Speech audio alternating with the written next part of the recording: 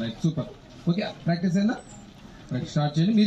మీరు ఏది కూడా చెప్పొద్దు వాళ్ళకి. ఏంటి ఇది మీ టీం ఏం కాదు, మీరు గెలిపించాలనే తప్పని మీకు ఉండొద్దు. ఏం అర్థమవుతుందా? మీరు సైలెంట్గా ఉండాలి, హానెస్ట్గా ఉండాలి. కట్టండి, అప్పుడే నేను స్టార్ట్ అన్నప్పుడే స్టార్ట్ చేయండి. కనపడుతుందా?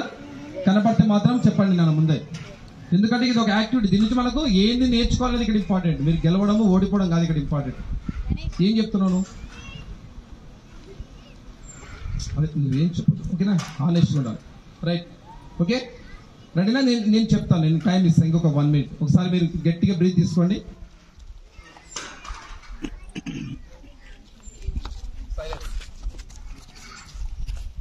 నేను చెప్తాను, అప్పుడే నేను చెప్పినప్పుడు మాత్రమే మీరు స్టార్ట్ చేయాలి. ఓకేనా? సౌండ్ ఎందుకు చేస్తున్నారు? సైడ్ ఉన్న వాళ్ళు కనపడుతుంది ఏమన్నా? ముందుకు ఎందుకు వస్తాం ముందర? సో నేను టైం చెప్తాను, అప్పుడు మాత్రం స్టార్ట్ చేయాలి. ఓకేనా? రెడీ? 3, 2, 1 స్టార్ట్. స్లో.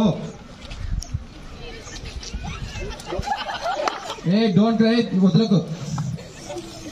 మీరు ఏమో నవ్వద్దు, ఓపెన్ చేయకండి కర్చీఫ్ని కూడా. బాబు చూస్తున్నావు నువ్వు? ఎవరినేమనకండి. ఉల్టా మళ్ళీ వచ్చిన తర్వాత కూడా ఓపెన్ చేయకండి, అలాగే ఉండండి. మీ వీడియో మీకు చూపిస్తారు ఏందనేది. Don't laugh. ఎందుకు నవ్వుతున్నా? కలిసి పెడతా ఇప్పుడు. ఇది రా, ఇంకా రాలేదు. ఓకే, అయిపోయిందా? అయిపోతే నిలబడండి.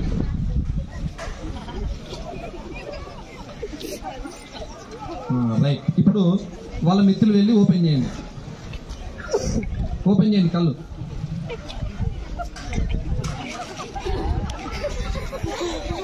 రైట్, సో అందరు కూర్చోండి. సిద్ధం, అలా సిద్ధం,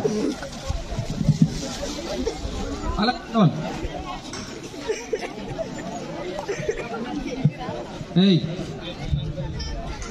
చూడండి. ఇక్కడ బ్రిక్స్ ఉన్నాయి అని అనుకోవడం భయం. ఇక్కడ బ్రిక్స్ ఉన్నాయి అనుకోవడం భయం. వాస్తవానికి అక్కడ ఏమీ లేవు. వాళ్ళు కళ్ళు మూసుకున్న తర్వాత ఇక్కడ ఏమున్నాయి అనుకున్నారు? భయం. బ్రిక్స్ ఉన్నాయి, వాటి టచ్ చేయకుండా అవతలకి వెళ్ళాలి అని అనుకోవడం ఒకటి బ్రెయిన్ లో ఒకటి ఉంది కాబట్టి ముందు చూశారు. అది బ్రిక్స్ ఇక్కడ ఉన్నాయనే విషయం తెలుసు కాబట్టి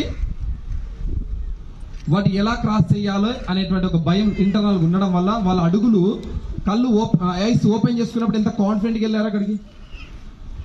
బట్ ఒక్కసారిగా ఐస్ క్లోజ్ చేసేసరికి ఏం జరిగింది? ఒక ఫియర్ వచ్చేసింది ఇంటర్నల్ గా కదా.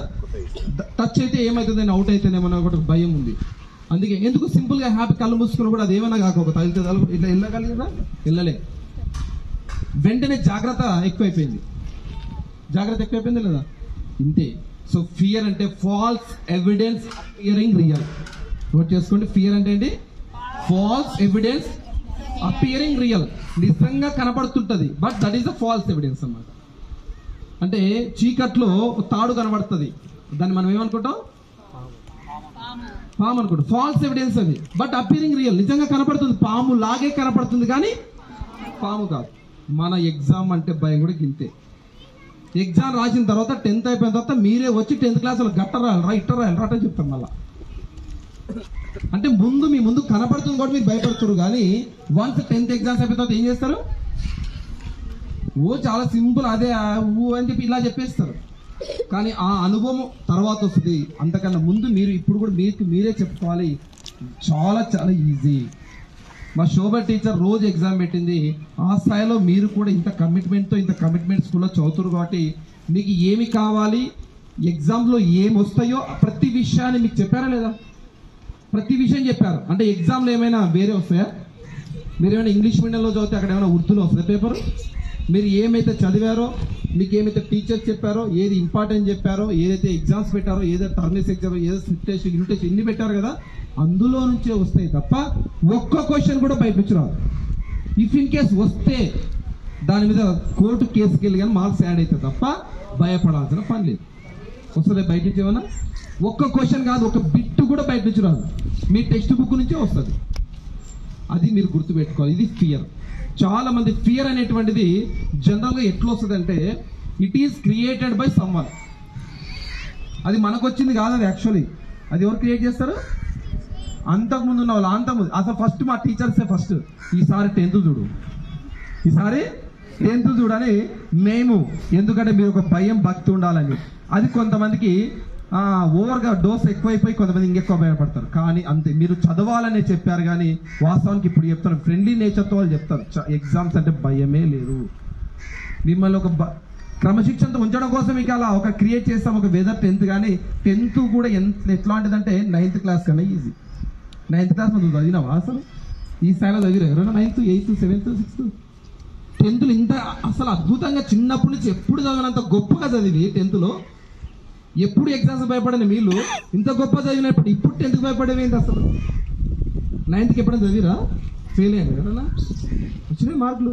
మరి ఇప్పుడు 9th కన్నా బెస్ట్ పర్ఫార్మెన్స్ టీచర్స్ ఇచ్చిరు, బెస్ట్ ఎఫర్ట్స్ మీరు పెట్టిరా లేదా? మరి రిజల్ట్ కూడా ఏమొస్తుంది ఇప్పుడు? మరి ఇంకేంది భయం ఎందుకు? కాబట్టి మీరు అనుకుంటున్నది కేవలం ఫాల్స్ ఎవిడెన్స్. ఎవరో చెప్పినది మాత్రమే మీ బ్రెయిన్లో ఉంది, అది తీసేయండి ఫస్ట్. Remove the fear.